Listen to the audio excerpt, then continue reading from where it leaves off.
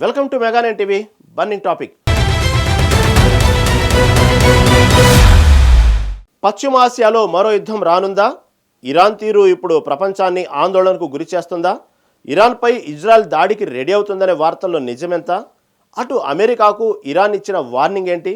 ఎందుకు Trump middle east నుంచి బలగాలను ఉపసంహరించుకుంటున్నారు? ఇరాన్ దగ్గర అణ్వాయుధాలు ఉన్నాయా? International atomic energy agency Iran విషయంలో ఎందుకు ఆందోళన వ్యక్తం చేస్తుంది?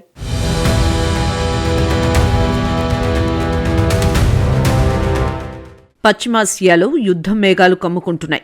ఓ పక్క ఇరాన్పై దాడికి ఇజ్రాయెల్ సిద్ధమవుతుంటే, మరోవైపు ఇరాన్లోని అమెరికా స్థావరాలపై ఇరాన్ దాడి చేయొచ్చని భావిస్తున్నారు. దీంతో ట్రంప్ పశ్చిమాసియాలో పరిస్థితిని ఎప్పటికప్పుడు జాగ్రత్తగా గమనిస్తున్నామన్నారు. అలాగే అణు చర్యల కోసం ట్రంప్ ప్రతినిధి స్టీవ్ విట్కాఫ్ ఇరాన్ ప్రతినిధులతో సమావేశం అయ్యేందుకు సిద్ధమవుతున్నారు. అయితే ఇరాన్తో అమెరికా ఒప్పందం చేసుకోవడంపై ఇజ్రాయెల్ ప్రతినిధి విముఖంగా ఉన్నట్లు తెలుస్తోంది. ఈ పరిణామాలకు ముందే అమెరికా అధ్యక్షుడు ట్రంప్ ఇజ్రాయెల్ ప్రధాని నెతన్యాహుకు ఫోన్ చేశారు. గాజాలో యుద్ధాన్ని ఆపాలని కోరినట్లు తెలిసింది. ఈ సందర్భంగా ఇరాన్పై దాడి గురించి బహిరంగంగా మాట్లాడటం ఆపాలని, దాడుల ప్లాన్ పక్కన పెట్టాలని ట్రంప్ కోరారు. అయితే ఇరాన్కు ఒప్పందం చేసుకునే ఉద్దేశమే లేదని నెతన్యాహు పేర్కొన్నారు. ఇరువురు ట్రంప్ నెతన్యాహు మధ్య ఇటీవల దూరం పెరిగిన విషయం తెలిసిందే.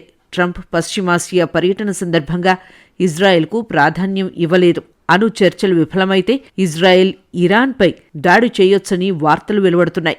మరోవైపు ఇరాన్ ప్రభుత్వ అధికార ఎక్స్ అకౌంట్ తాము సిద్ధంగా ఉన్నామని అంటూ పోస్ట్ చేశారు.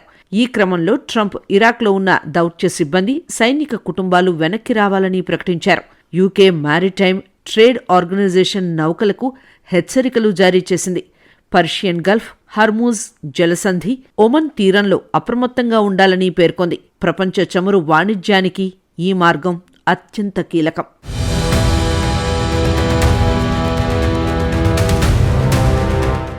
మరోవైపు ఇరాన్తో అణు ఒప్పందం కుదుర్చుకోవాలని భావిస్తున్న అమెరికా అధ్యక్షుడు డొనాల్డ్ ట్రంప్ కీలక వ్యాఖ్యలు చేశారు. మిడిల్ ఈస్ట్ ప్రమాదకరమైన ప్రాంతం అని పేర్కొన్న ఆయన తమ సైనిక కుటుంబాలు, దౌత్య సిబ్బందిని అక్కడి నుంచి తరలిస్తున్నామని తెలిపారు. ఈ సందర్భంగా ఈ ఉద్రిక్తతలు తగ్గాలంటే ఇరాన్ అణ్వాయుధాలను కలిగి ఉండకూడదన్నారు. అణు చర్చలు విఫలమైతే ఇరాన్పై దాడులు చేస్తామని ట్రంప్ పదే పదే హెచ్చరికలు చేసిన సంగతి తెలిసిందే. బుధవారం ఓ ఇంటర్వ్యూలో కూడా యురేనియం శుద్ధి చేయడాన్ని టెహ్రాన్ ఆపేస్తుందనే నమ్మకం తనకు లేదని వ్యాఖ్యానించారు. ఈ నేపథ్యంలో తమపై దాడులు జరిగితే ఈ ప్రాంతంలోని అమెరికా స్థావరాలను లక్ష్యంగా చేసుకుంటామని అజీజ్ నసీర్ జాదే హెచ్చరించారు. ఈ హెచ్చరికల నేపథ్యంలో యుఎస్ ఈ నిర్ణయం తీసుకున్నట్లు తెలుస్తోంది. అటు కువైట్లోని అమెరికా రాయబార కార్యాలయం ఓ ప్రకటనను విడుదల చేసింది. అందులో తమ సిబ్బందిని ఎక్కడికి తరలించటం లేదని పేర్కొంది. అయితే కువైట్ అధికారులు మాత్రం దీనికి భిన్నంగా ట్రావెల్ అడ్వైజరీని జారీ చేశారు. ప్రాంతీయ ఉద్రిక్తతలు పెరిగిన నేపథ్యంలో అత్యవసరం కాని అమెరికా సిబ్బంది ఆ ప్రాంతాన్ని వీడాలని కోరింది.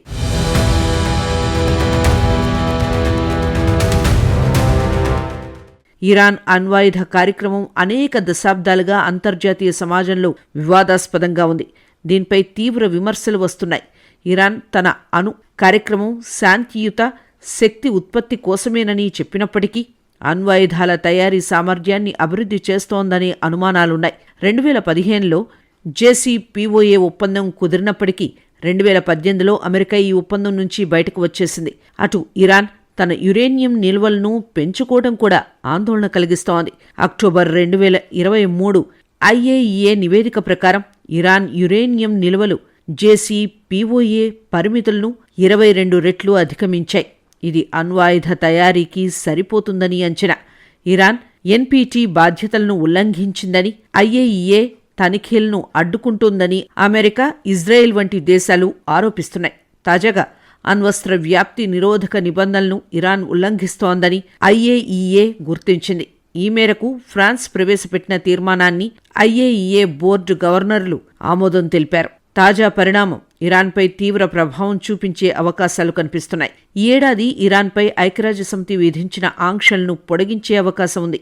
వియన్నాలో జరిగిన సమావేశంలో ఇరాన్కు వ్యతిరేకంగా తీర్మానాన్ని ప్రవేశపెట్టి ఓటింగ్ జరిపారు. ఇరాన్లోని అనేక ప్రాంతాల్లో పెద్ద ఎత్తున యురేనియం నిల్వలు ఉన్నట్లు తెలుస్తోందని, వాటిని అణు కేంద్రాలుగా ఎందుకు ప్రకటించలేదో తక్షణమే సమాధానం చెప్పాలని ఐఏఈఏ బోర్డు ఇరాన్ను కోరింది.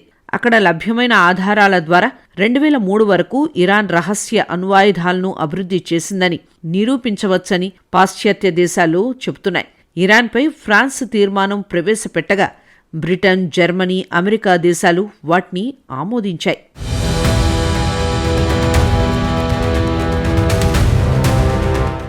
అయితే ఇరాన్ అణు సాంకేతికత 1950ల నుంచే రావడం మొదలైంది. అమెరికా అటమ్స్ ఫర్ పీస్ కార్యక్రమం నుంచి ఇది ప్రారంభమైంది.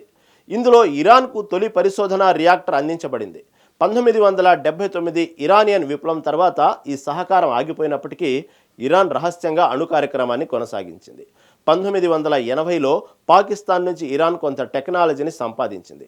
1990లలో రష్యా, చైనా నుంచి బుషేహర్ రియాక్టర్ నిర్మాణంలో సహాయం, ఉత్తర కొరియాతో మిస్సైల్ టెక్నాలజీ ఒప్పందాలు ఇరాన్ సాంకేతిక సామర్థ్యాన్ని పెంచాయి. ఇరాన్ స్వదేశీ సెంట్రిఫ్యూజ్ తయారీ సామర్థ్యాన్ని అభివృద్ధి చేసినప్పటికీ ఉన్నత నాణ్యత కార్బన్ ఫైబర్, మార్గనైజింగ్ స్టీల్ వంటి కొన్ని మెటీరియల్స్కు మాత్రం విదేశాలపై ఆధారపడుతుంది. వీటి వల్ల ఇరాన్ అణు కార్యక్రమంపై ఆంక్షలు ఎదురవుతున్నాయి.